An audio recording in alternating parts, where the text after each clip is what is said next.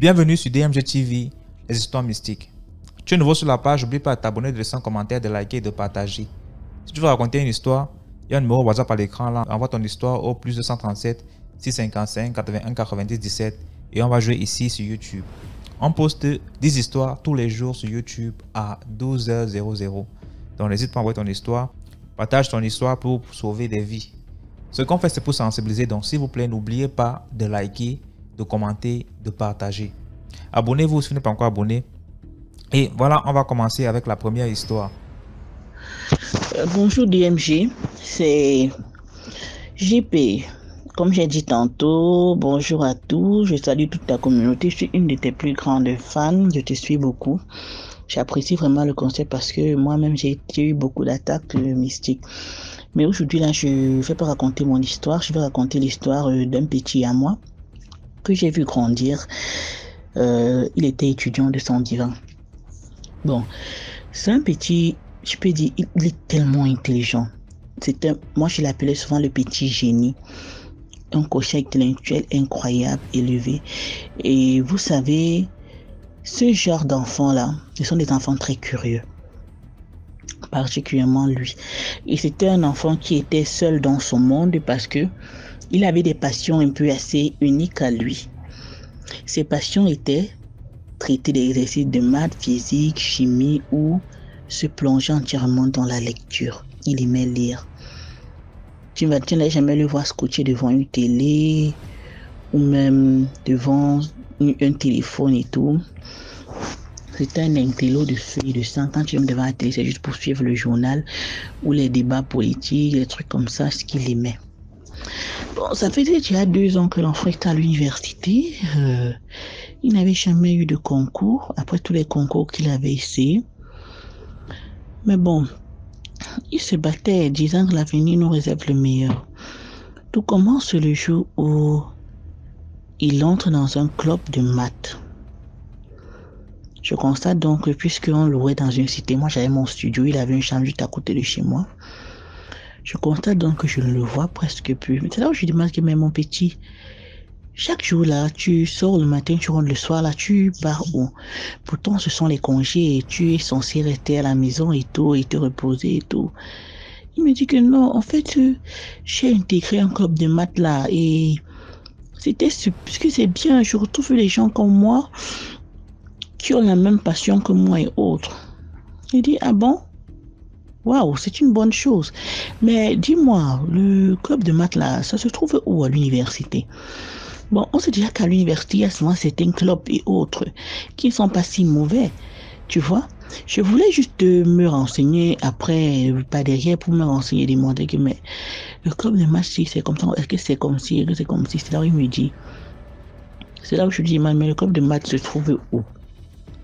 C'est là où je lui dis, mais le club de maths se trouve où?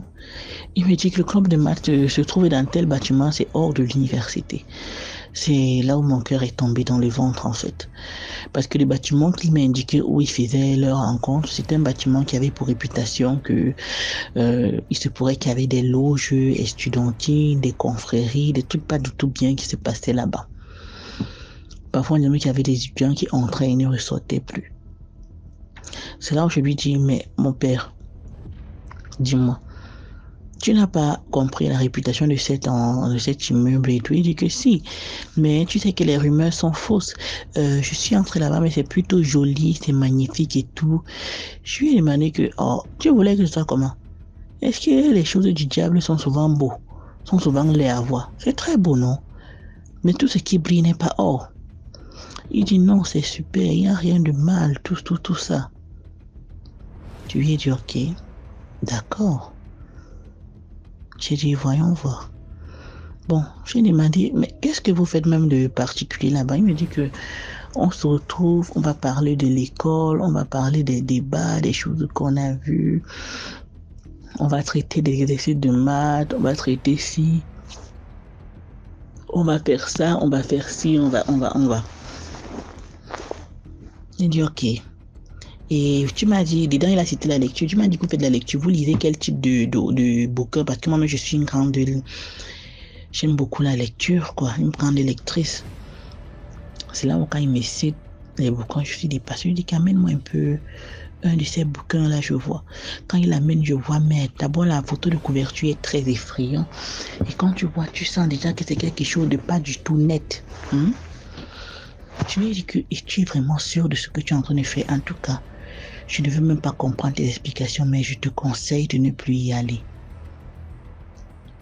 Bon, moi, je me suis dit l'enfant devait arrêter, que c'est un simple truc. C'est là où un jour je vois, il débarque avec un gros document, c'est comme une Bible. Il cachait même. C'est là où quand je l'ai vu, je lui ai dit, viens ici. Il voulait rejeter, il dit qu'il est pressé, il dépose, il dit qu'il vient avec, je veux voir. Quand il vient avec, j'ouvre, je vois une fiche à l'intérieur, on dirait un contrat qu'il avait signé, donc quelque chose, c'est un pacte. Il avait signé avec son sang. Je lui dis que mais ça c'est quoi? On dirait que c'est du sang. Il dit oui, c'est son sang qu'il a signé avec. Je lui dis que mais tu es malade? Comment tu peux tomber dans ce genre de choses? Il me dit non, qu'on lui a dit qu'il va entrer dedans, il aura les ouvertures dans le monde professionnel, il va trouver ci, il va trouver ça. Comme c'est le premier fils aussi à ses parents, et c'est une famille où les gens n'ont pas trop réussi, les parents n'ont pas les moyens. C'est sûr que l'enfant s'est dit, il peut se battre à trouver l'argent et tout. Mais c'est juste que mais c'est pas le moyen en fait. Ça c'est de la vie facile. Et tu es une personne très intelligente, tu es une étoile brillante. Donc, tu penses que c'est toi qu'ils veulent, c'est ce que tu as en toi là qui les intéresse. Il dit non, pas vraiment, que c'est comme si il va se battre. Il va se battre, il va trouver de l'argent, il va me voir, il va me mettre en haut, il va mettre ses bras en haut, il va changer leur vie et tout. DMG. J'ai regardé l'enfant là comme ça, j'étais dépassé. Que ta curiosité, ton degré d'intelligence t'a amené là-bas, mon père. Et c'est là où j'ai compris que une personne peut être intelligente, mais pas du tout sage. Parce que c'est ce jour-là que j'ai compris que la sagesse et l'intelligence, non. C'est deux choses différentes. Un enfant ne peut peut-être pas être intelligent, mais il est très sage. Un enfant peut être un petit génie comme celui-là, mais manque de sagesse. Je lui ai dit, et on t'a dit que tu auras tout ça en retour, tu vas donner quoi? Il dit rien. Je lui dis que tu es sûr. Parce que ce que je sais de ce monde, c'est que le diable donne avec la main droite pour récupérer avec la main gauche. Ou il donne avec la main gauche pour récupérer avec la main droite. Il ne donne jamais rien pour rien. Il me dit que non, c'est simple, c'est simple. Et moi, je voyais là l'insigne de la rose croix. Je ne savais pas vraiment dans quoi il entre parce qu'il y avait l'insigne de rose croix, il y avait les trucs de franc-maçonnerie et d'illuminati. Ce sont des choses que je peux facilement reconnaître. Parce que j'ai déjà eu à rencontrer des hommes bizarres qui ont été dans des choses comme ça.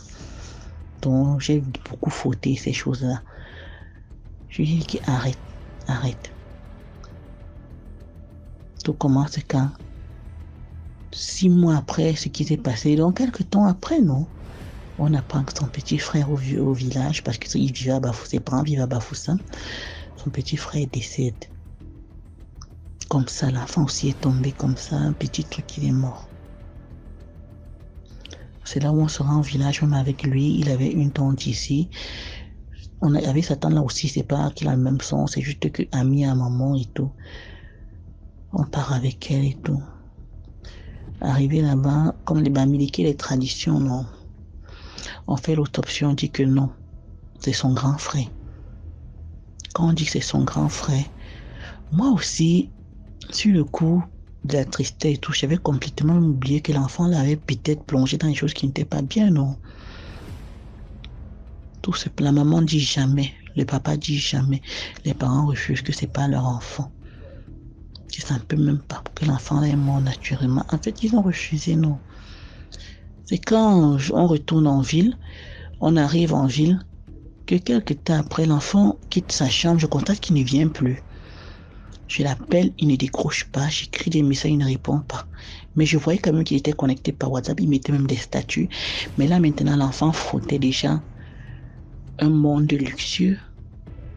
Il partait au Bliss à Yaoundé, il partait au JC Bastos, il se filme avec ses amis intello, quoi. Quand ils sont en train peut-être de traiter un truc qui a trait avec peut-être l'école, il va poster et tout. Il était épanoui, hein. Je ne l'avais jamais vu comme ça. Il avait totalement changé. Ne sachant donc pas où je pouvais le retrouver, alors bon, je me suis pas trop gênée. Mais j'avais déjà compris qu'il y a quelque chose qui ne va pas. Le jour où je comprends tout, c'est quand il débarque chez moi avec une grosse moto, les scooters là, les grosses motos grosses, il était beau, bien habillé, sapé, stylé. Je lui dis que mais mon petit, tu as gagné à la loto, au loto ou bien? Tu as gagné au loto ou bien? C'est comment? Il me dit que ça va, tantine, que voilà, j'ai eu ci, j'ai eu ça, voilà 30 000, tu prends ta bière avec.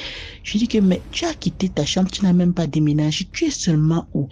Il dit, bon, je me suis pris un appartement à tel endroit, les grands quartiers de luxe, hein.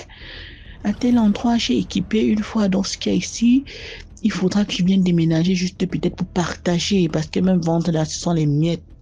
Hey, je lui dis que les miettes pas, hein, mon père? Que tu as trouvé l'argent là où tu travailles où? Il dit en fait tu fais juste quelques coups de répétition et c'est le club où je suis entré là qu'il y a certaines personnes qui ont déjà réussi dedans, c'est eux qui nous aident comme ça et tout. Je dis qu'ils vous aident comme ça pour rien parce qu'ils vous aiment trop. Il dit oui, il n'y a rien à craindre. Quand j'ai vu comme ça, il dit que non, l'affaire ce n'est pas clair. Je vais d'abord appeler sa tante là, je lui ai expliqué. Sa tante dit que elle avait dit la fille, c'est que quand elle avait vu l'enfant dans une voiture. Je lui ai dit, oh, moi je savais même qu'il avait une voiture.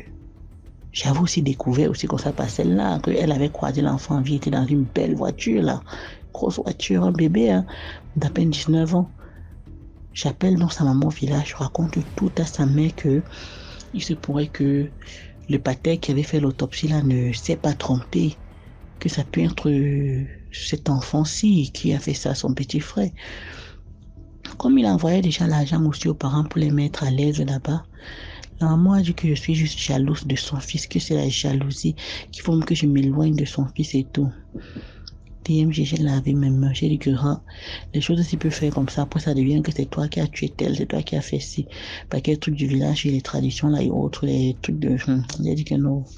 Quand sa tante là m'a encore appelé, j'ai dit que maman, j'ai appelé, on m'a dit que je suis jalouse. Elle-même quand elle a appelé, on lui a dit qu'elle est vraiment que ce soit elle-même que cet enfant réussisse autant pour moi, que elle ne veut pas voir l'enfant de l'autre réussir. Bref, c'est retournant, c'est compliqué, comme c'est une maman qui n'a pas fréquenté et tout, l'enfant l'embobine. C'est parce que l'enfant lui a raconté à elle, quoi. Mais elle croit fermement à son enfant. Le boom commence quand je ne sais pas ce qu'il avait piqué. Bon, je me disais que bon, ce jour-là, il revenait donc dans sa chambre pour essayer de récupérer ses choses et partager, comme il disait, non. Il entre dans sa chambre, c'est là où il se pourrait que son petit frère lui soit apparu, était assis sur le lit. L'enfant pleurait. Son petit frère pouvait avoir entre 5 et 8 ans. Il pleurait fort. Il était arrivé dans sa chambre le matin vers 9h. À l'heure là, j'étais dehors, je lavais mes habits. J'entre chez moi, on entend les pleurs. Mais on se demande, j'étais une amie chez moi, on se demande, mais est-ce qu'il y a les bébés dans la concession-ci, dans la cité-ci? C'est là où mon voisin vient croyant que non, peut-être j'ai eu la visite d'une de mes sœurs ou je sais pas qui, parce que j'ai des sœurs et des amis qui ont des enfants, que mais l'enfant pleure trop comme ça. Il faut essayer de calmer l'enfant. Il vient chez moi, je lui dis que non, il n'y a rien. C'est là où quand on se dirige, les gars de la cité m'avaient déjà dépassé parce que ça avait duré plus de 3 heures. Il était par exemple, il était peut-être déjà 15 heures. Depuis 8 heures que ça avait commencé.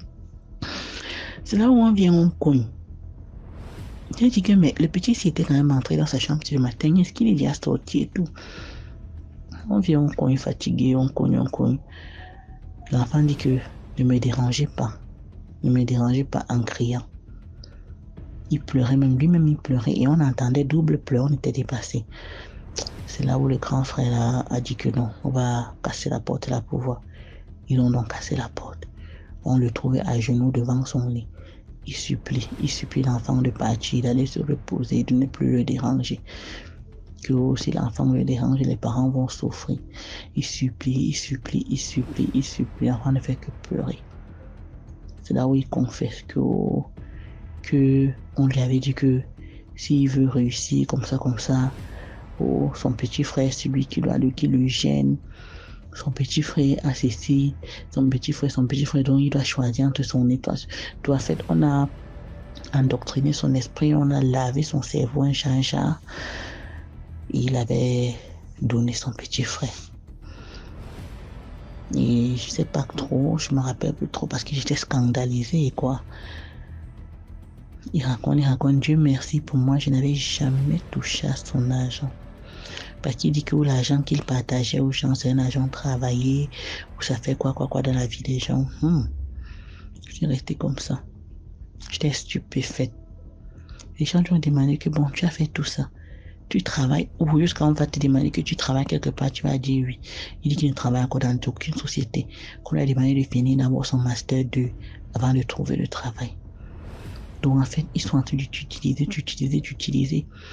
C'est là où ils sort le contrat et tout.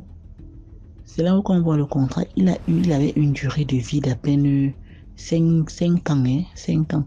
Et c'est un truc qui devait fermer sa bouche, il ne devait pas révéler.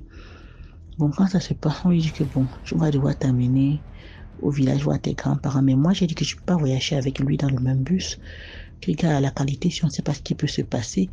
Même sa tante a refusé, donc il s'est avancé seul. Je suis venu par derrière avec sa tante.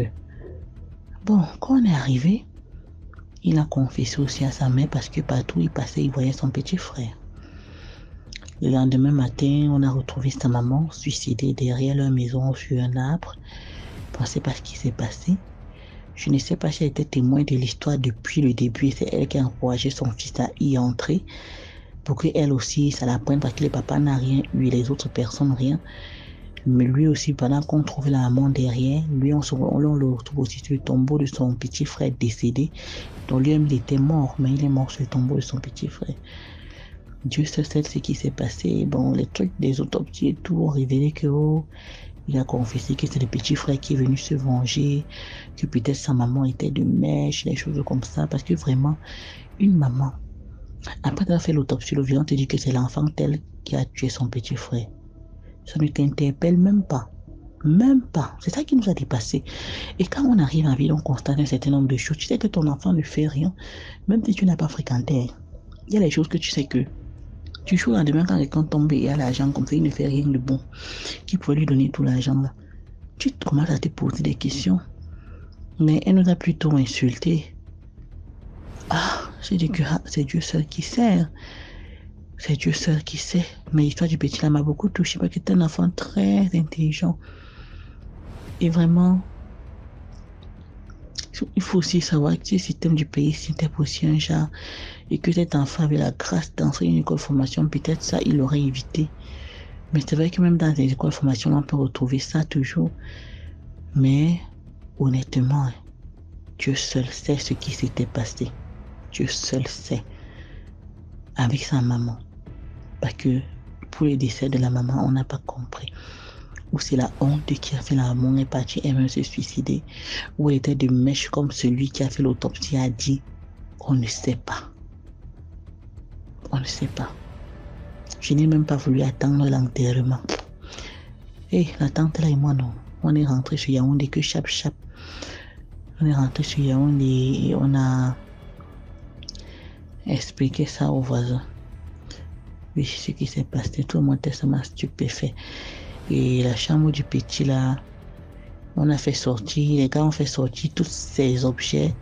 Donc c'est quand on fait sortir ces objets qu'on compte que dans ces chambres il y avait des miroirs bizarres, il y avait même un autre miroir couvert par le drap.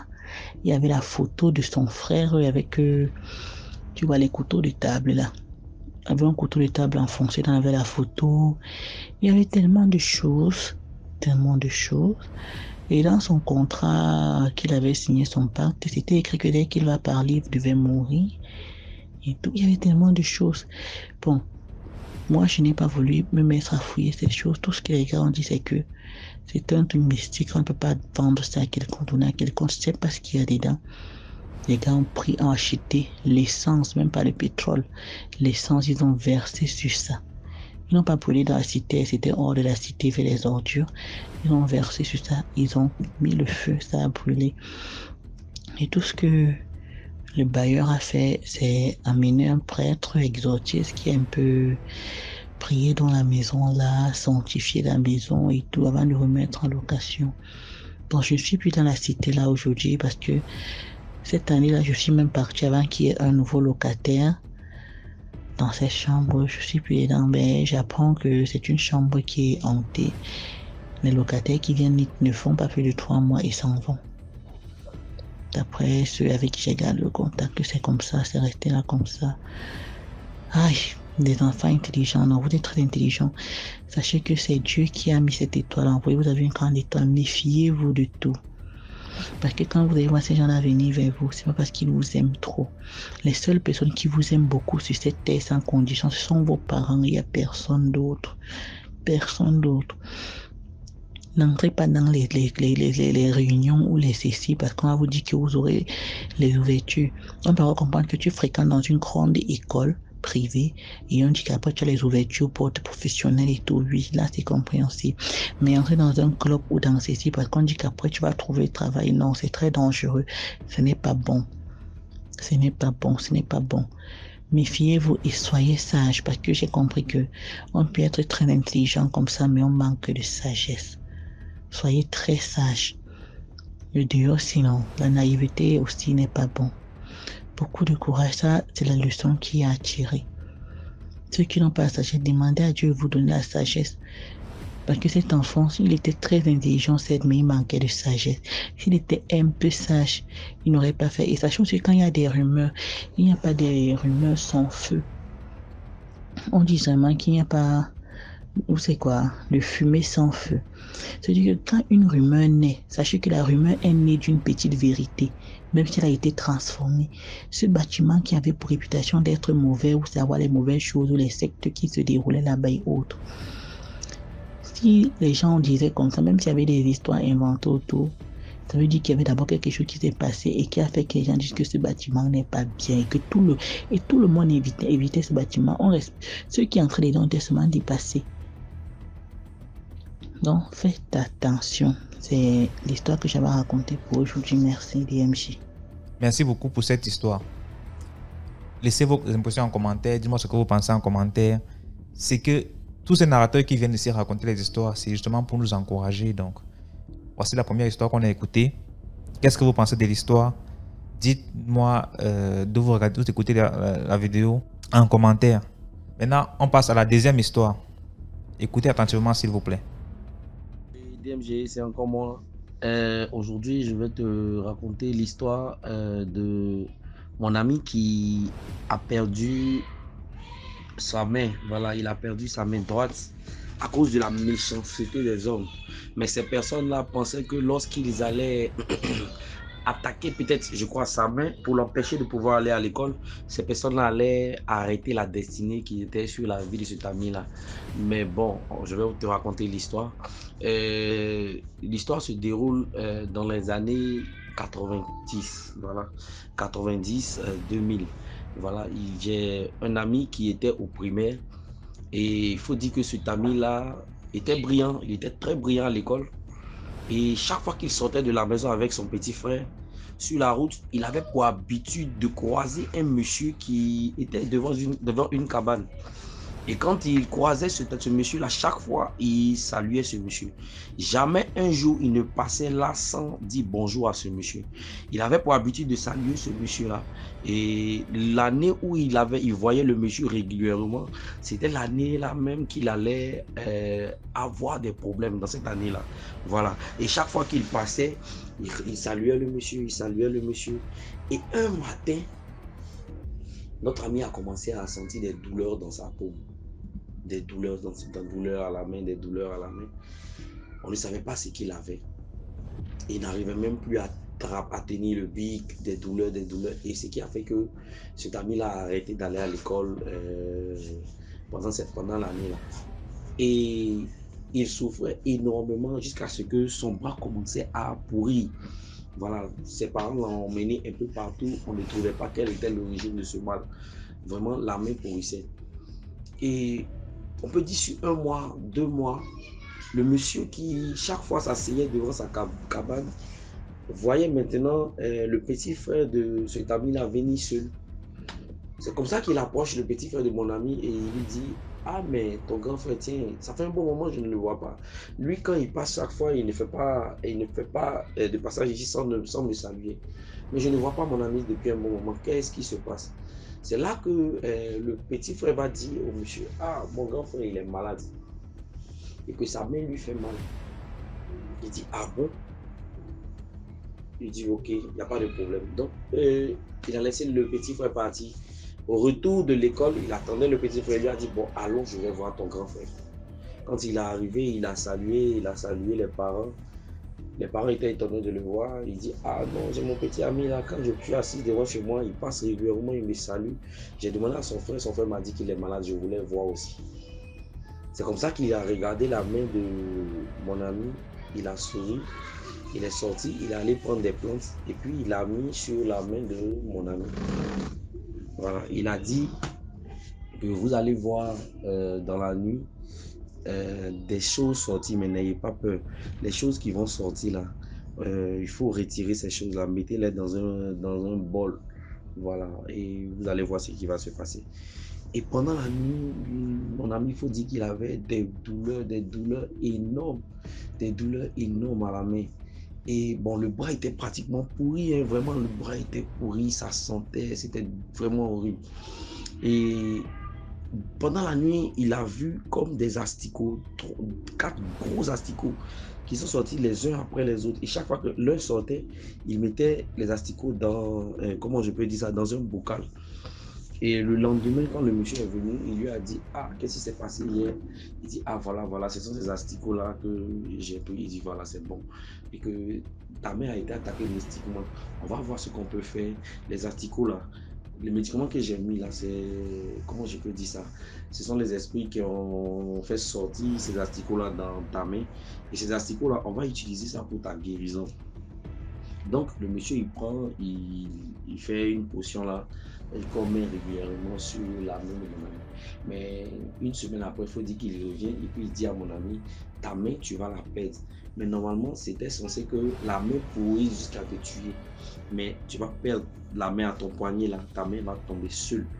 Tu ne vas pas avoir l'intervention chirurgicale, mais le médicament que je mets là, tu vas te réveiller un matin, ta main est tombée. Ça fait vraiment peur. Le petit, il souffrait vraiment, donc il voulait être libéré. Et il faut dire, pendant, il a dormi et un matin, il s'est réveillé.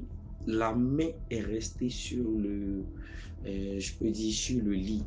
Voilà, la main est restée. Je vais t'envoyer sa photo. Je vais t'envoyer sa photo sur ton WhatsApp tout à l'heure. Et voilà, toi-même tu verras. La main est restée sur le lit. Il a crié, les parents sont venus. Bon, ils ont emballé la main. Le monsieur est venu, il a fait des médicaments et il lui a dit: ah bon, pour moi c'est fini. Voilà, j'ai fini le travail que je devais faire. Maintenant, vous l'envoyez à l'hôpital. Voilà. Les parents l'ont envoyé à l'hôpital. Ils ont fait ce qu'ils faisaient. On devait faire. Je crois qu'ils ont mis un fer dans la main. Et bon, il a cicatrisé rapidement. Maintenant, ils l'ont envoyé dans un centre catholique où il a commencé à réapprendre à écrire avec la main gauche. C'est là-bas qu'il a perdu 2 années pour commencer à réapprendre à écrire avec la main gauche. Il faut dire que cet ami-là était vraiment motivé. Donc, en un peu de temps, il a commencé à réécrire avec sa main gauche. Et l'année même il écrivait normalement, il a pu écrire normalement. La même année-là, il est allé passer le BPC en candidat libre et il a été admis. Il a été admis au BPC. Et après son admission, bon, il a décidé d'aller remercier, voilà, parce qu'il venait de sortir de l'endroit où il faisait sa rééducation. Il a décidé d'aller dire merci au monsieur qui était venu lui apporter assistance. Et quand ils sont allés devant la cabane où ils voyaient le monsieur, ils ont demandé après le monsieur, on dit que la maison est inhabitée depuis de nombreuses années. C'est-à-dire quoi? Le monsieur qu'il voyait là chaque fois, là, la maison là était inhabitée. C'est lui seul qui voyait que le monsieur habitait dedans. Et le monsieur là, quand il avait fini son traitement, la mère lui avait demandé, mais pour te remercier, qu'est-ce qu'on devait faire? Il lui a dit non, si ça va très bien. Vous pouvez peut-être acheter un mouton ou bien voilà, ce que vous avez un cabri. Maintenant, vous allez aller donner ça à mon père qui est dans tel village, tel village, tel village. Il a donné toutes les instructions. Et c'est comme ça que cet ami-là, maintenant que bon, ça a commencé à aller, il a dit à son père, ils ont acheté un mouton et ils ont fait la route jusqu'à dans le village, dans le nord de la Côte d'Ivoire. Mon ami était à Abidjan en ce moment. Donc, ils ont fait le déplacement jusqu'à dans le nord de la Côte d'Ivoire. Ils sont arrivés dans le village où le monsieur avait indiqué. Ils se sont renseignés et ils sont allés trouver une cour, voilà, où il y avait un petit parc. Il y avait des animaux, des moutons, des cabris. Et ils ont tapé.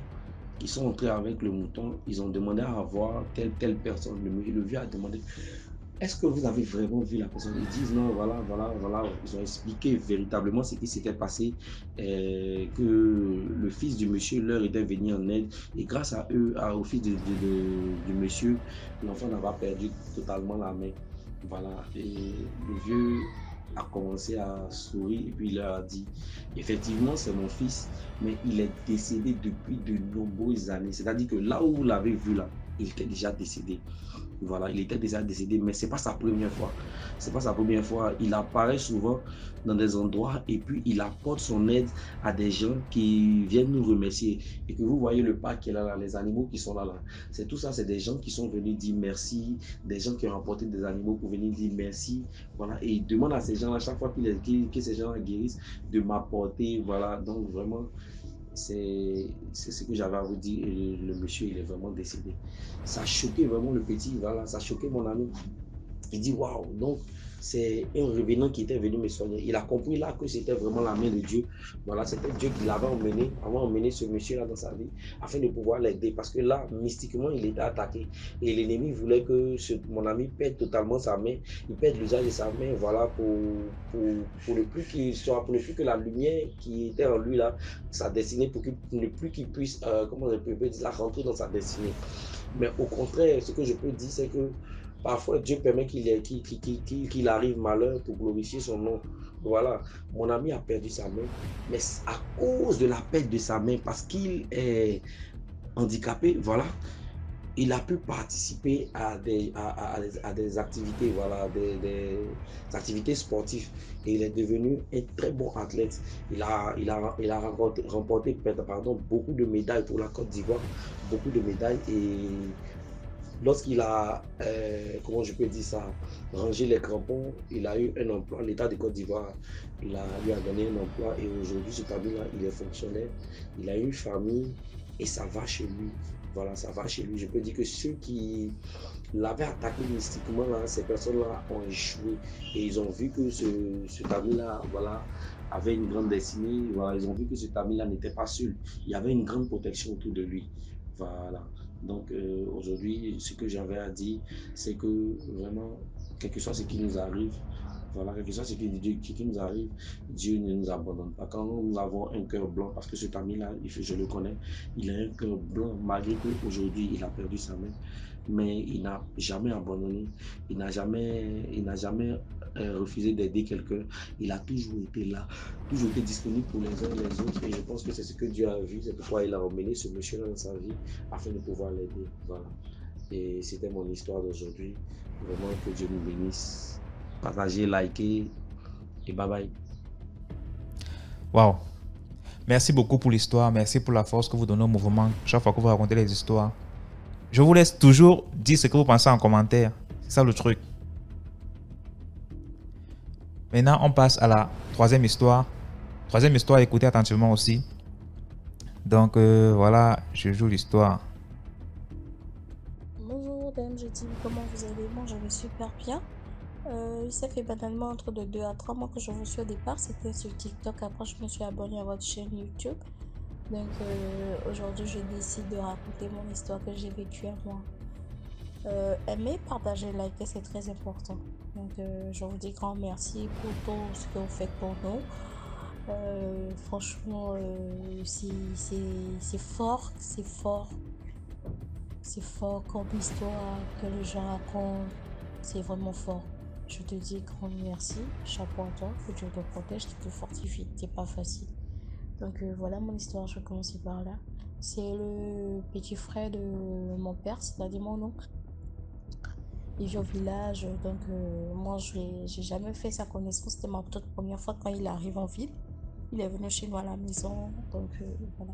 Moi j'ai entendu parler de lui, en bien, en mal, mais comme moi je vois pas, je crois pas en fait.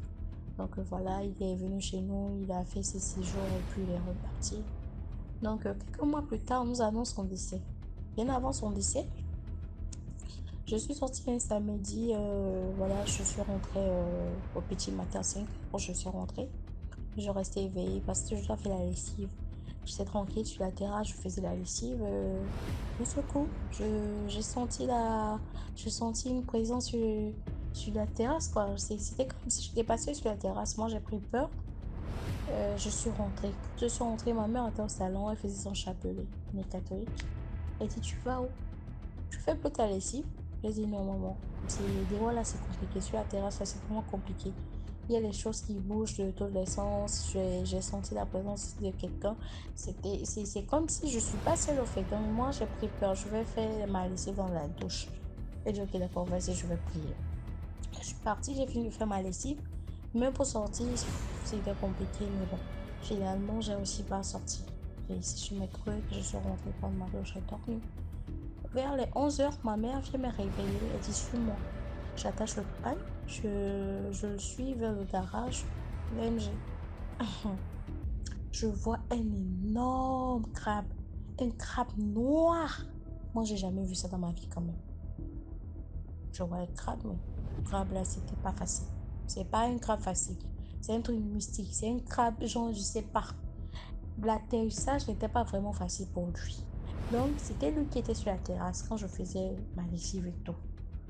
Donc, c'est ma mère qui me fait part que c'est mon père, pardon, c'est mon père qui a vu le crabe. Genre, quand il partait au boulot, il a vu le crabe juste à l'entrée du salon, mais le salon était fermé. C'est quand il a ouvert la porte du salon, il a vu le crabe.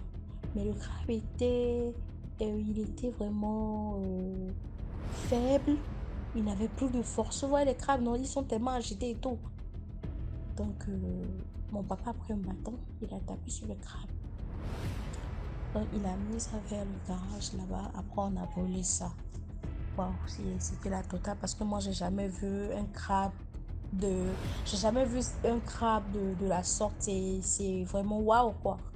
Franchement, ça fait peur et puis bon, ça fait trop bizarre. Donc, c'est suite à ça, on nous a annoncé le décès de mon oncle. Donc après, les parents sont partis au village pour les cérémonies et puis les funérailles de mon oncle pour l'enterrement. Donc, un soir vers 18 h, je suis couchée. Je me suis plongée dans le sommeil. Au réveil, je voulais me réveiller. J'arrivais plus à me réveiller. C'était compliqué. Genre, je veux parler. J'arrivais pas à parler. C'était comme si ma bouche était cousue.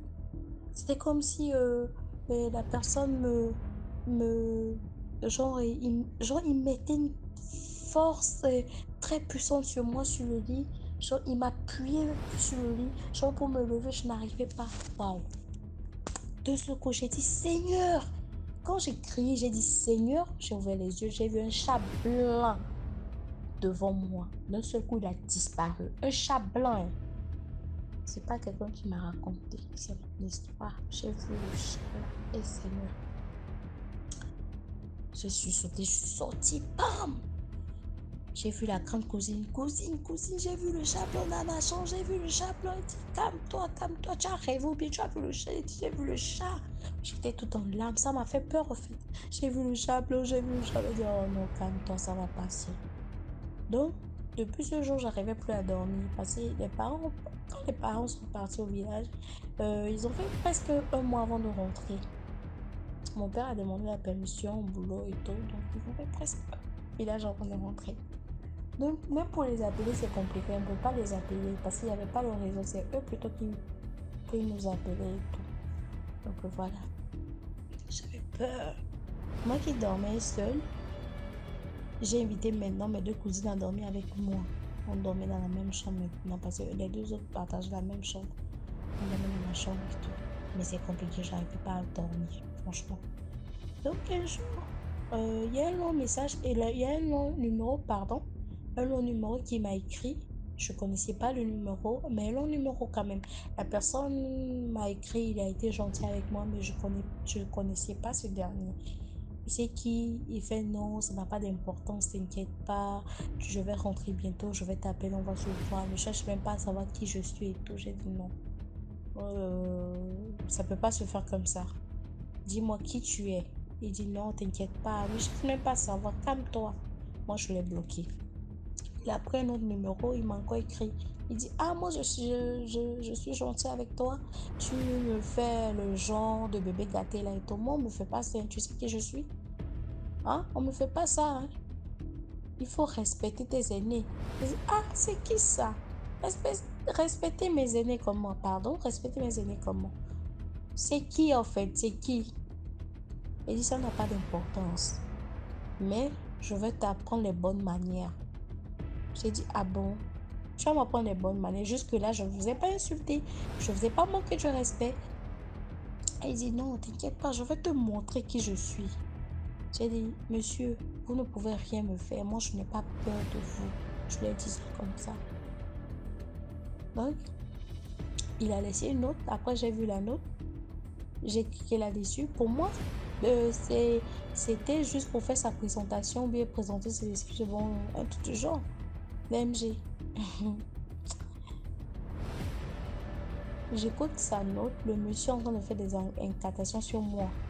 Vous voyez les paroles mystiques là que les marabouts font, non? Quand vous voyez les films d'Hollywood là, c'est ce que les marabouts là disent, des choses là comme ça là, non? C'est ce qu'il est en train de dire dans sa note.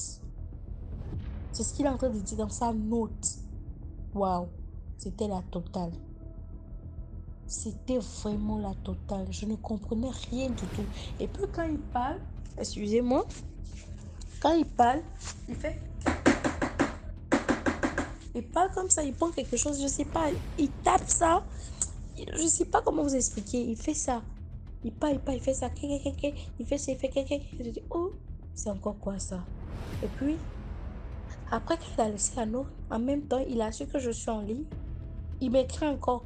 Il envoie les émoticônes de WhatsApp là. Il a envoyé l'air tristé. Et puis, il fait accident. Il a écrit accident de voiture. Il a écrit accident de voiture.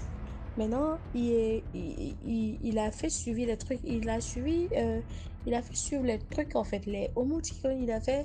Quand il a envoyé l'air tristé, il a envoyé accident de voiture. Il a envoyé ambulance, la voiture d'ambulance. Il a envoyé les pompiers.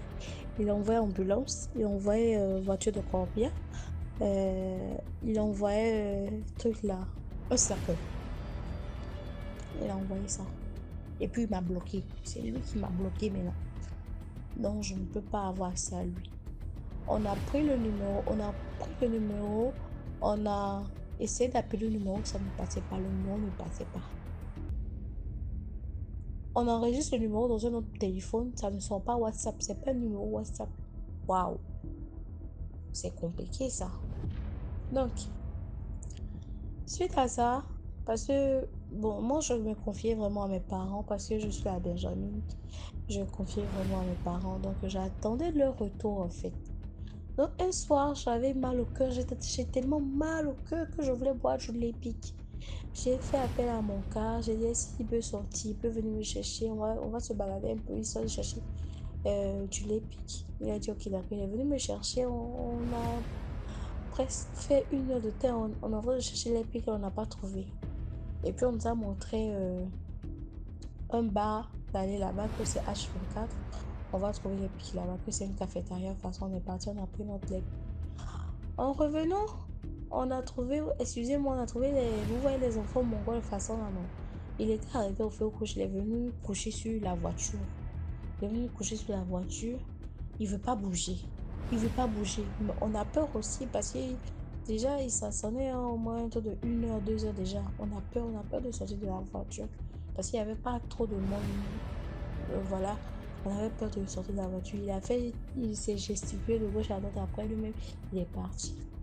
On n'a même pas fait un truc de 10 minutes. On a eu un accident de voiture. On a fait 3 tonneaux. Pam, pam, pam. D'MG. On a fait accident de voiture. Genre, c'est que le monsieur a dit là. Ça s'est réalisé quoi. Mais Dieu merci, on est sorti sains. Mon gars et moi, rien. On est parti à l'hôpital, on a fait tout. Rien du tout. On n'a rien eu. On est rentré. Quand on est rentré, voilà, je suis un peu... parce que ça m'a un peu bousculé en fait. J'étais plus vraiment moi. Quand on me parle, je réponds pas immédiatement. C'est après je réponds. Genre, ça a commencé par... J'ai commencé par faire je sais pas. J'étais plus moi en fait. Je suis devenue un peu bizarre et tout. Et quand mes parents sont rentrés, mes cousines ont expliqué l'état à mes parents et tout. Mes parents m'ont aidé à faire la prière. On a fait des prières sur prière, prière sur prière jusqu'à je suis redevenue en moi maintenant. C'est pour vous dire qu'il y a des choses qui se passent. Le dehors, mauvais, on ne sait pas qui nous veut du mal. On ne peut pas savoir. Il y a les gens qui sont là pour nous nuire, pour nous faire du mal. Mais prier, franchement. Au départ, moi, je prenais pas la prière que ma mère faisait les matins ou bien les prières au sérieux. Moi, je priais pas. Je suis catholique, mais je prie pas. Mais franchement, grâce à ça, je sais que Dieu existe vraiment, franchement. J'en ai beaucoup à raconter, j'ai des histoires à raconter, mais je préfère passer ça, je préfère monter ça d'abord. Donc, j'ai été trop long, excusez-moi. Donc, voilà. Merci beaucoup, que Dieu vous protège. Merci DMG. Merci à tous ceux qui like, tous ceux qui commentent, tous ceux qui partagent. C'est un peu ça ici. On est là pour justement apprendre. Donc, merci de laisser des likes. Likez la vidéo, il y a un petit pouce comme ça, likez la vidéo. Donc voilà. On passe à la 4e histoire. Bon, bonjour DMG, je viens pour vous raconter une histoire de ma famille. Je prie déjà aux gens de partager, liker. Je ne vais pas me présenter comme d'habitude. Ça, c'est une histoire qui concerne une de mes...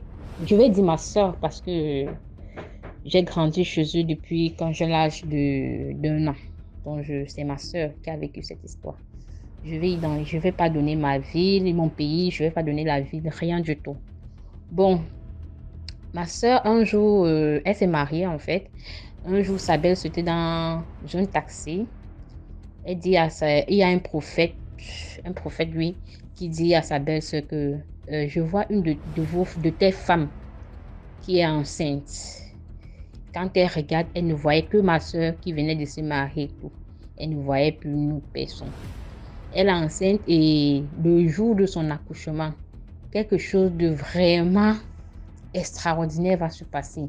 Il y aura en même temps de la joie et des pleurs. Bon, elle n'a pas compris. Elle rentre, elle appelle ma soeur. Elle dit à ma soeur, tu es enceinte? Ma soeur étant dépassée, elle dit, mais c'est une sorcière. Moi, je suis enceinte, même personne ne connaît, mais elle me dit non, réponds d'abord. Ma soeur dit oui. Elle dit ok. Parce que le prophète, le prophète a dit qu'il faut qu'il prie beaucoup, sinon il y aura beaucoup de malheur. Vraiment, il faut qu'il se mette en prière. Il n'a pas vraiment dit ce qui devait se passer. Entre-temps, voilà le beau-père de ma grande soeur qui tombe malade. Ma grande soeur qui est enceinte en question. Il tombe vraiment malade. C'est comme ça, on part à l'hôpital. On essaie de soigner. Ça allait un peu. Bon, ma soeur ayant un centre de santé, elle décide donc de faire venir son père dans son centre pour continuer le traitement parce qu'il faut noter où son beau-père était hospitalisé, ça coûtait cher. L'hospitalisation et tout. Bon, comme on avait un peu décanté la situation, elle a décidé de prendre le relais.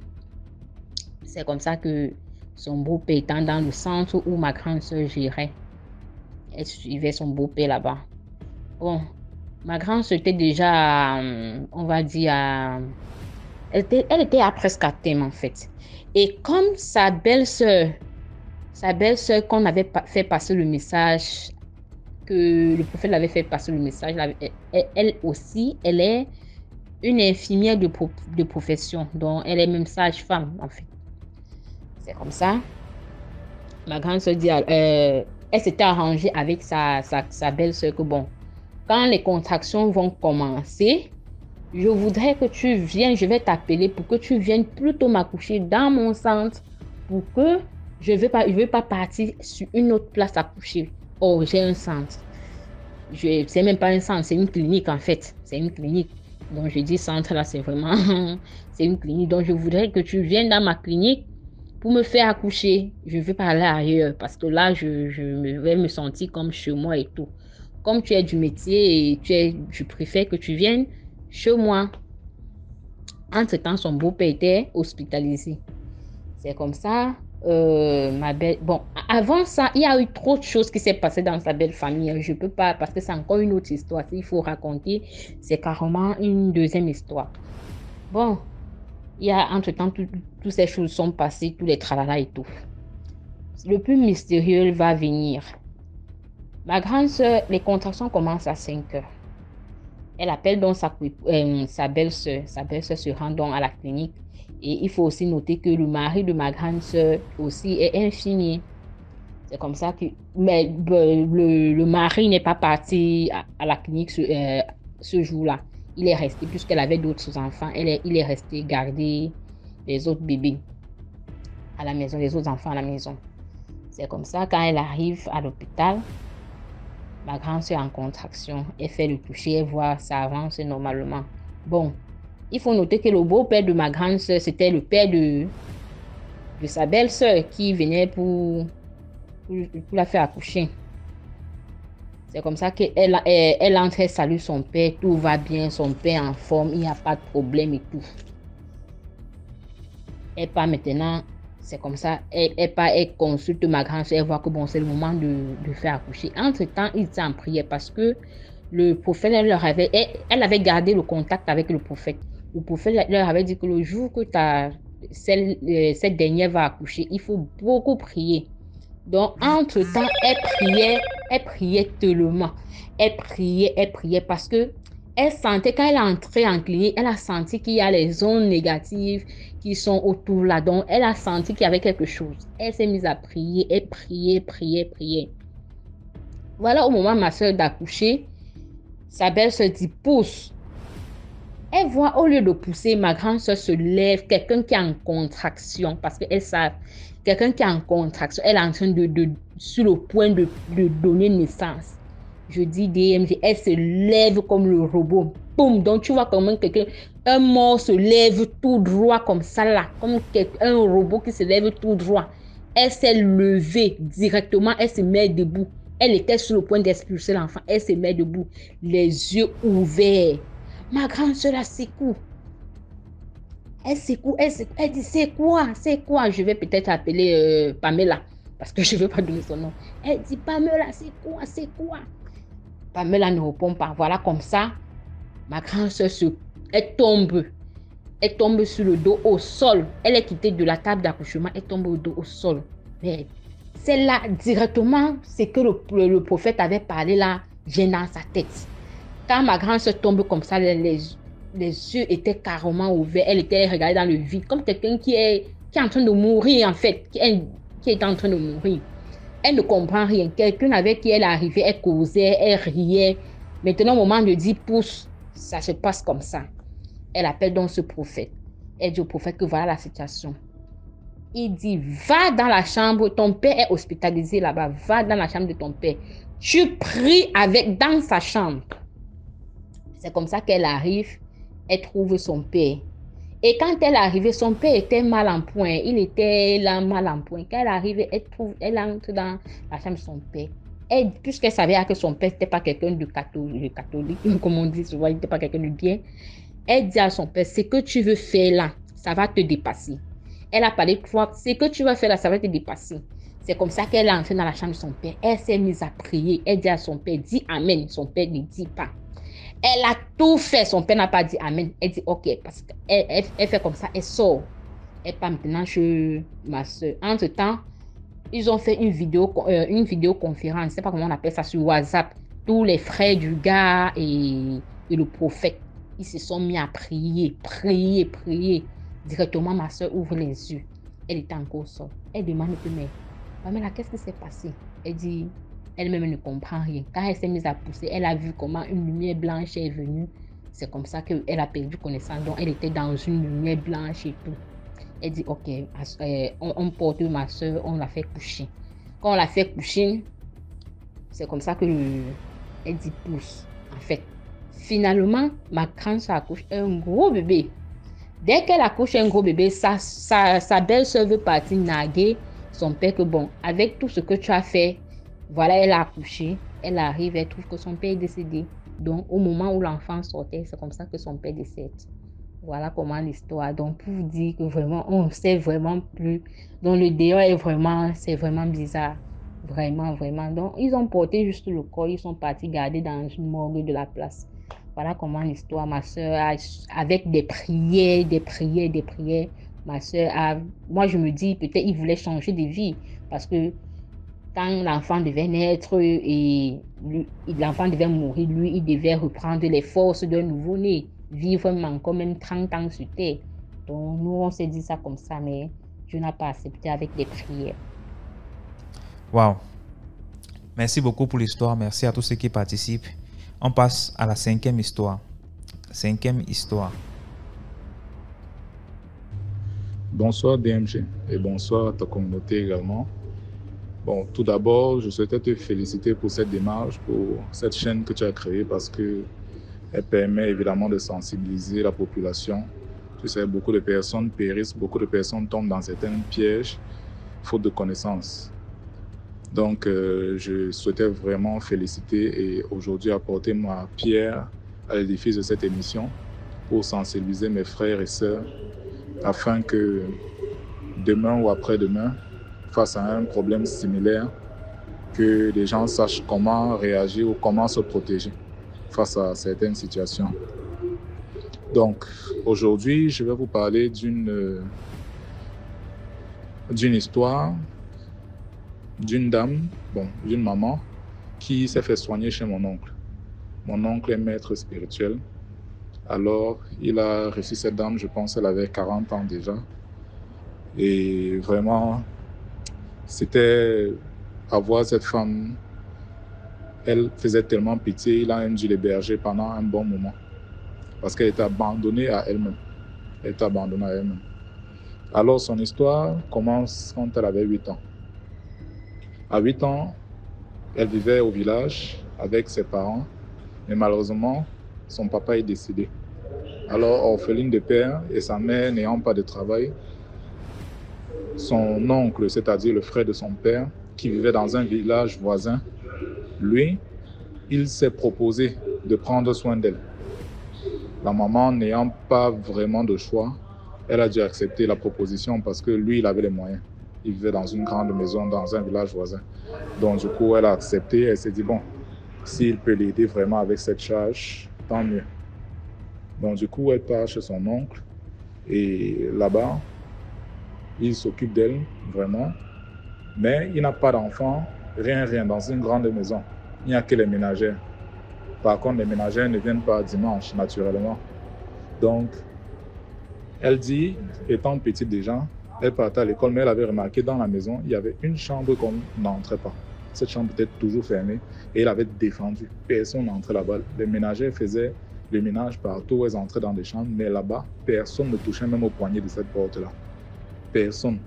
Donc, du coup, ça l'intriguait un peu, déjà étant petite. Mais bon, étant enfant, elle s'est dit, peut-être il a ses choses personnelles là-bas. Voilà qu'elle vit là-bas pendant peut-être 1 an ou 2 ans. Puis, un beau jour, son oncle, un dimanche, son oncle appelle. Elle vient, il veut la faire entrer dans cette chambre-là. Il lui dit, viens. Alors, elle part, elle ne sait pas ce qu'il y a là. Il entre, il demande qu'elle vienne. Quand elle veut entrer, elle voit au sol dessiné, il y a des insignes dessinés un peu partout, sur le mur, avec de la peinture rouge.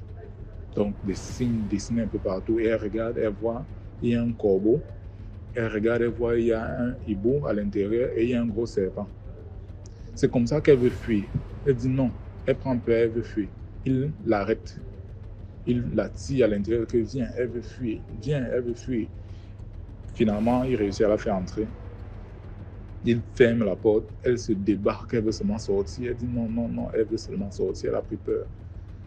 Il a sorti une arme. Il a dit, si tu ne restes pas tranquille où tu es là, je vais t'abattre ici. Je vais t'enterrer et personne ne saura où tu es parti. C'est comme ça qu'elle veut se débattre. Il enclenche l'arme. Il dit, tu blagues, je vais tirer sur toi, elle reste tranquille. C'est comme ça qu'il commence à faire certains rituels, la met dans un cercle. Il prend, elle dit, il a pris un tissu rouge là, il a posé, elle est montée dessus, il a commencé à faire des trucs. Pour finir, quand il a fini, il l'a demandé de partir. Elle est partie, elle était fatiguée, elle s'est endormie. Elle dit, depuis ce jour-là, elle faisait déjà des rêves bizarres. Depuis ce jour, elle fait des rêves bizarres. Maintenant, elle voulait partir chez sa maman. Tu sais, avant, il n'y avait pas vraiment ces histoires de téléphone. En plus, quand tu étais enfant, tu ne pouvais pas utiliser le téléphone. Même sa maman, elle n'avait pas de téléphone. Donc, elle ne pouvait pas réellement partir chez sa mère. Mais elle fait des rêves bizarres. Elle fait des rêves bizarres. Même l'école, elle n'arrive plus à se concentrer à l'école. Elle n'arrive vraiment plus. Quand elle part dans ces rêves-là, elle revient le matin, elle est fatiguée.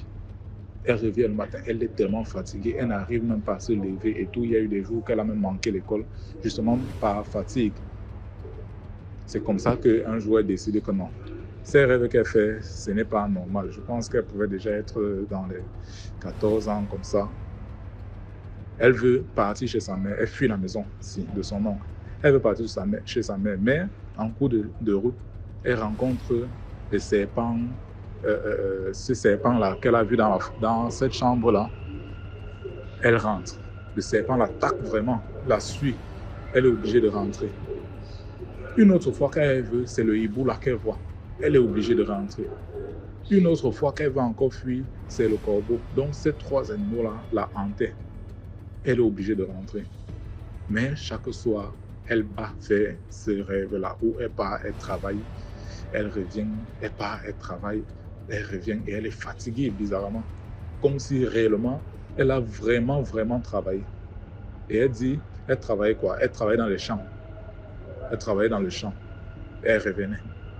C'est comme ça qu'un jour, elle s'est décidée que non, elle ne peut plus supporter ça. Elle va seulement partir chez sa mère, voir sa maman.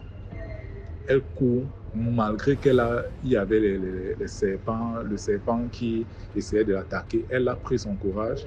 Elle a pu partir en courant, aller dans le village de sa maman, expliquer à sa maman que voilà ce qui se passe, voilà ce qui se passe. Sa maman lui dit que ce n'est pas parce que tu veux fuir la maison de ton oncle que tu me racontes toutes ces histoires-là. Elle dit non, que c'est vraiment ce qui s'est passé. C'est comme ça que bon, elle reste maintenant chez sa maman. Chez sa maman toujours, ces mêmes rêves-là. Mais maintenant, elle quittait de son corps, son esprit quittait de son corps la nuit. Elle dit vers minuit ou 3 heures, son esprit quitte de son corps. Elle part dans l'autre monde. Là-bas, elle travaille, elle revient. Et elle dit que quand elle revenait maintenant, elle se voyait, donc elle était consciente que là, je suis vraiment en train de revenir. Elle voyait son corps couché sur le lit. Elle entre dans son corps. Elle a fait ça 1 fois, 2 fois. Et elle dit que quand elle revenait et que peut-être son corps était couché sur le ventre, il n'y avait pas de problème. Mais qu'un jour, elle est revenue. Quand elle revenait, son corps était couché, elle était couchée sur le dos. Donc, elle regarde son corps comme ça, son corps la regarde. Elle a pris peur, elle n'a pas pu entrer. Elle a erré là pendant un bon moment avant de pouvoir entrer dans son corps parce que ses yeux étaient ouverts, les yeux de son corps étaient ouverts. Donc, elle n'a pas pu entrer. Elle s'est vraiment débattue jusqu'à ce qu'elle a pu entrer dans son corps. C'est comme ça qu'elle part raconter ça à sa mère. Sa mère lui dit que ce sont des histoires qu'elle raconte. Elle dit à sa mère lui dit que ce sont des histoires. Elle insiste avec cette affaire. Finalement, sa mère l'amène chez un marabout du village. Mais malheureusement, chez le marabout essaie un peu de travailler. Elle dit dès que le marabout veut travailler, qu'il veut y mettre les choses sur elle là, le marabout se change soit en serpent, soit en corbeau, soit en hiboula. Et elle voit comment ça veut vraiment l'attaquer. Elle est obligée de se débattre. Finalement, le marabout a dit qu'elle est atteinte de folie. C'est comme ça que, à chaque fois qu'on l'amenait, on l'amenait chez le marabout à plusieurs reprises, c'était toujours pareil. Elle dit qu'elle voyait le serpent, elle disait le serpent, mais on ne la comprenait pas. Même le marabout ne la comprenait pas. Il a seulement dit qu'elle a atteint de folie. Donc, maintenant, on était obligé de l'enchaîner parce que même à la maison, par moment, quand elle restait comme ça, elle était obligée d'arrêter l'école.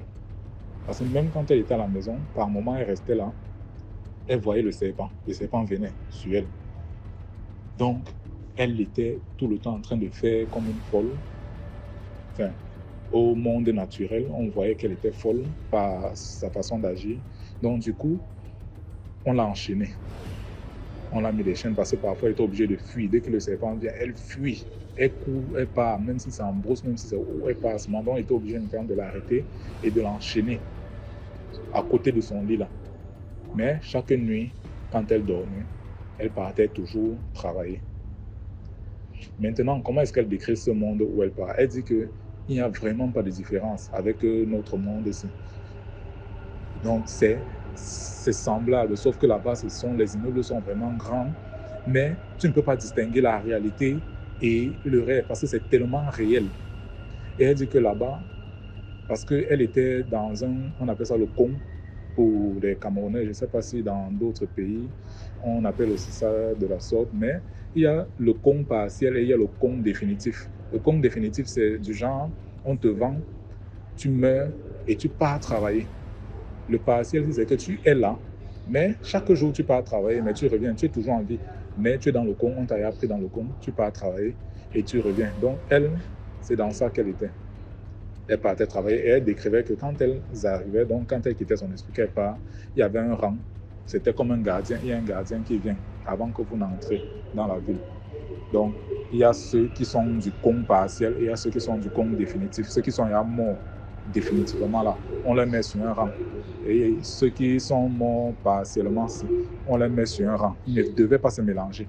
Donc, il y avait quelqu'un qui les contrôlait, qui devait leur dire que bon, marchez, partez, vous partez comme ça, vous partez comme ça. Leurs tâches étaient distinctes, donc ils n'avaient pas les mêmes tâches à faire. Donc, elle a travaillé pendant des années, elle a subi ça. Elle travaillait. Pour finir, elle a commencé à partir à l'église. Elle a une copine au village qui l'a amenée dans une église. Et partir à l'église, là, l'a beaucoup aidé pendant un moment parce qu'à un moment, elle ne faisait plus des voyages. Le voyage astral, là, elle ne faisait plus. Donc, elle ne quittait plus de son corps. Ça l'aidait vraiment. Elle dormait même parfois à l'église là-bas. On priait avec les prières et tout ça, là, ça bloquait ces gens-là. Mais elle a fait l'erreur, elle était partie, elle était rentrée à la maison. Et là-bas, à la maison, on a cassé ses pieds. Donc, ces gens-là, ils ont cassé ses pieds de telle sorte qu'elle ne pouvait plus marcher pour partir à l'église. Elle est tombée gravement malade. On lui a dit, si tu continues à partir dans cette église, on va te tuer. Donc, elle était obligée de rester à la maison. Sa copine venait lui demander, mais tu ne viens plus à l'église? Non, elle disait seulement à sa copine que non, je ne me sens pas bien. Mais elle savait qu'on l'a averti, que si elle part encore, on va la tuer. Donc, elle était obligée de rester. Elle dit que de l'autre côté du monde, là, dans ce monde, elle avait 2 enfants. Mais que tout enfant qui naît dans ce monde-là, ce sont les nains. Un peu comme ici, là, qui ne grandissent pas, ils ne vieillissent pas. Ils sont nains, là, et calmes comme ça, ils ne vieillissent pas. Et que dans ce monde-là, on ne meurt pas.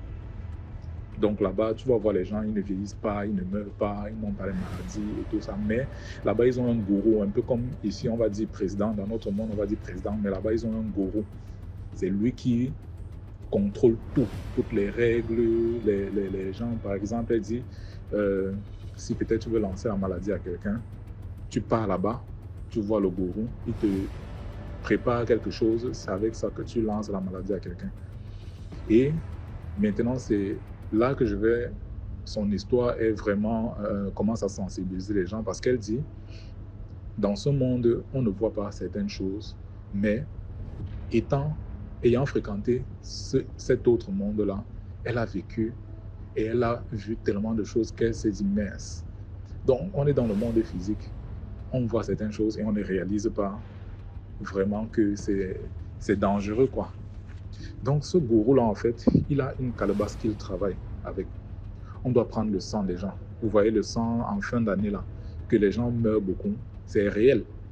On doit prendre le sang des gens. Il y a des personnes, par exemple, ils sont dans des bus de voyage. Toi, tu as pris ton bus là, tu n'as pas prié avant de partir, de voyager. Eux, ils font, par exemple, apparaître un animal là, en route. Donc le chauffeur, lui, va voir un animal. C'est pour ça que vous allez voir, vous allez demander, si vous arrivez à demander à un chauffeur, par exemple, qui a fait un accident, il va te dire, non, j'ai vu peut-être quelqu'un, ou bien j'ai vu un animal traverser, ou j'ai vu un trou sur la route, j'ai essayé d'éviter, ou bien ce sont eux qui font apparaître ça. Donc toi, tu vois comme si tu as vu un trou, tu veux éviter, bam, tu fais tonneau et vous mourrez. Et pendant que vous êtes en train, vous avez fait cet accident-là, les personnes qui sont mortes spirituellement viennent, on recueille le sang. Donc ils viennent prendre le sang, ils partent te donner à leur gourou. Lui, maintenant, c'est ça qui lui donne la force dans ce côté du monde-là. C'est ça qui lui donne la force. Et ils ont des façons de lancer des maladies apparemment. Ils utilisent ces calebasses. Le gourou utilise la calebasse. Maintenant, il envoie des moustiques. Vous voyez nos moustiques qu'on a dans notre monde réel. Les moustiques là, c'est ça qui vient donner les maladies. C'est pour ça que tu vas entendre que quelqu'un a le VIH spirituel. Il est comme ça et puis bon, il y a un VIH. Ce sont ces moustiques-là qui viennent, ils vous injectent ça, ils vous donnent des maladies. Les maladies, bon, pas uniquement le VIH, même le cancer, ils donnent.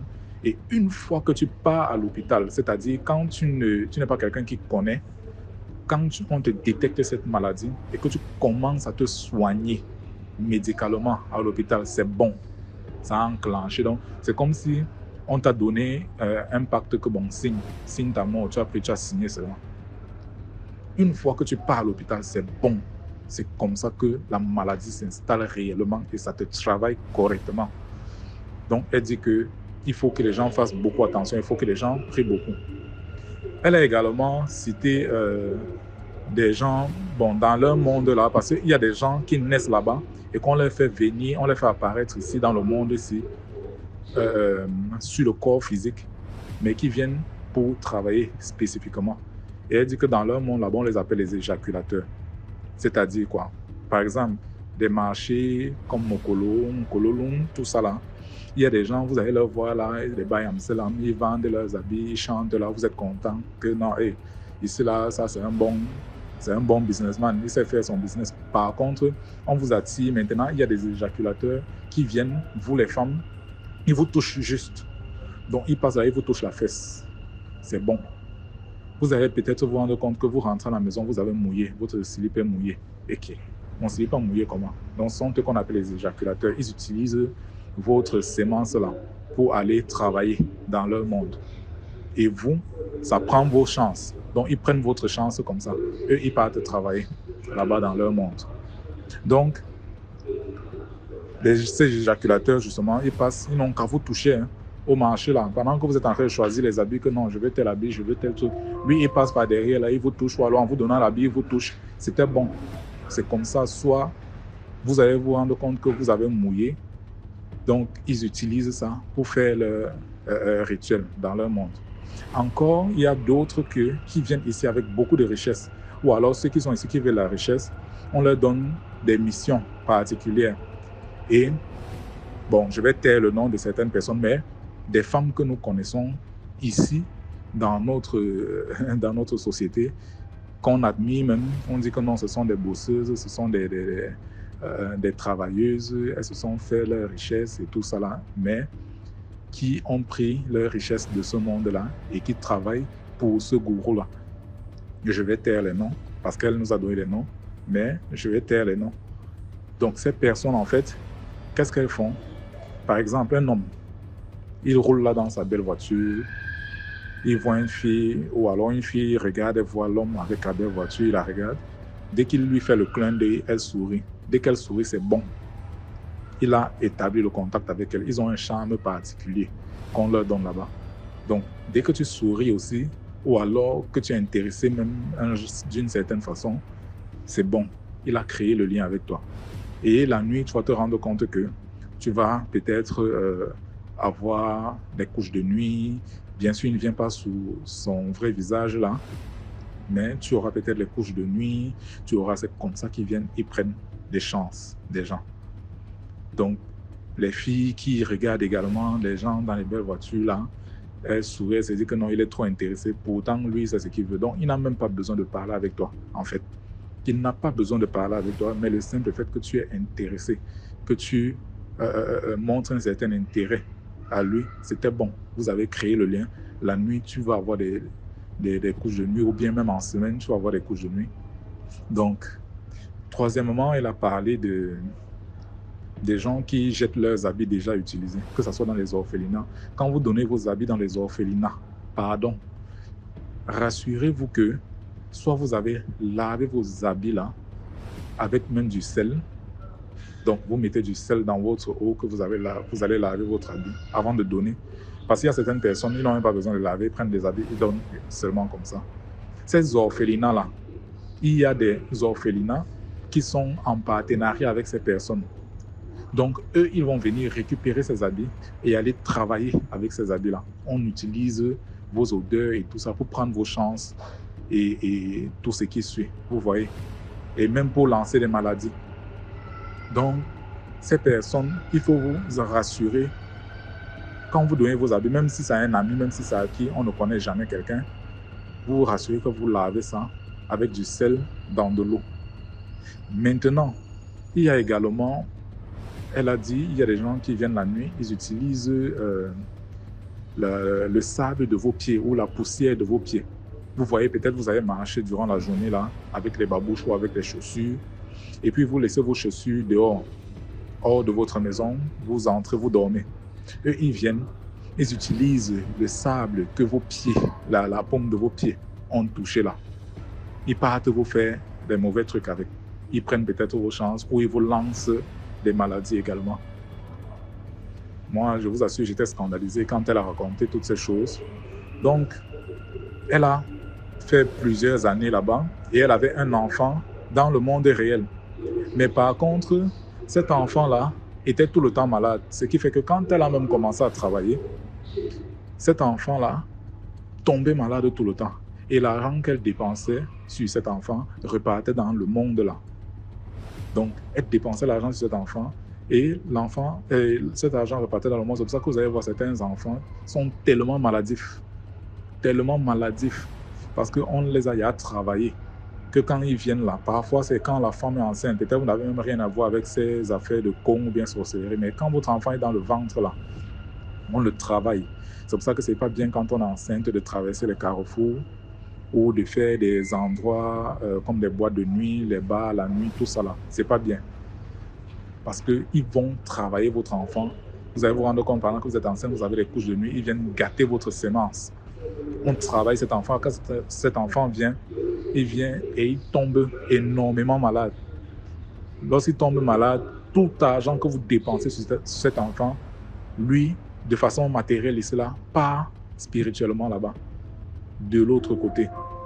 Donc, ces personnes dans le con, quand on vend quelqu'un dans le con, en fait, c'est que toi, tu vas partir dans l'autre monde, tu vas travailler de l'argent, et maintenant cet argent se matérialise dans le monde physique. Ils ont parfois des coffres qui leur produisent de l'argent chaque jour.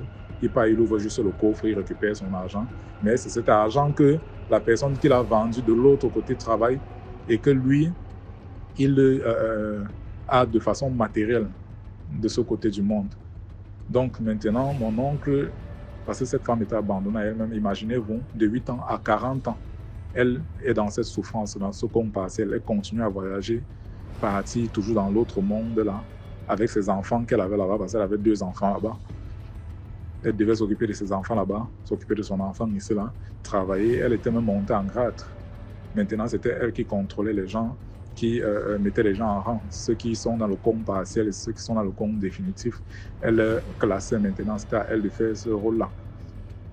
Maintenant, mon oncle, lui, il a pu travailler sur elle et il a vraiment pu la retirer de ce coma-là. Donc, j'espère vivement que cette histoire va interpeller nos jeunes frères et sœurs qui sont envieux ou envieuses envers leur semblable. Parce que vous voyez quelqu'un peut-être avec une voiture, vous voyez un jeune avec une voiture, vous vous dites, waouh, comment il a fait pour avoir la voiture étant si jeune, moi aussi je veux. Ou alors vous voyez un bel homme là passer dans sa voiture parce qu'il vous regarde, vous croyez que vous êtes trop belle, pourtant lui c'est ce qu'il est en train de faire.